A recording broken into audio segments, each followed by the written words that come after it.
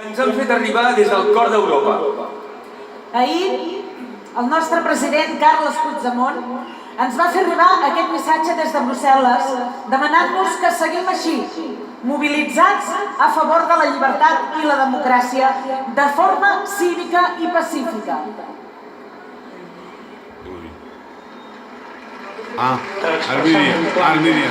Unitari, un clam alt i clar, que volem llibertat i volem democràcia, que volem tota la gent que és a la presó o els que són fora a casa, en llibertat, fer allò que els ciutadans ens van encarregar el 27 de setembre del 2015, que és lluitar per les nostres institucions, per les nostres llibertats, per la nostra manera i el nostre dret de fer un país nou, un país millor, un país diferent. No ens deixem atemorir, no ens deixem atenallar per aquells que voldrien imposar la llei del 155, que voldrien retallar les nostres llibertats i que voldrien anorrear, vexar, humiliar les nostres institucions. Que tot el món escolti aquestes veus plurals que envien un missatge molt nítid i molt clar. A l'estat espanyol així no pot continuar.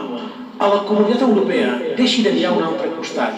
A tots els demòcrates del món dient-los que hi ha un poble dempeus, digne, que no hi haurà barrots ni exilis que el puguin dissuadir de voler fer possible allò que els és permès a la majoria de pobles demòcrates del món, que és decidir lliurement el seu futur i decidir-ho a través de les urnes, ni amb violència, ni amb repressió, ni amb fiscals, ni amb jutges, ni amb governs autoritaris, ni amb governs imposats, sinó a través de les urnes, que és la manera de saber la voluntat popular.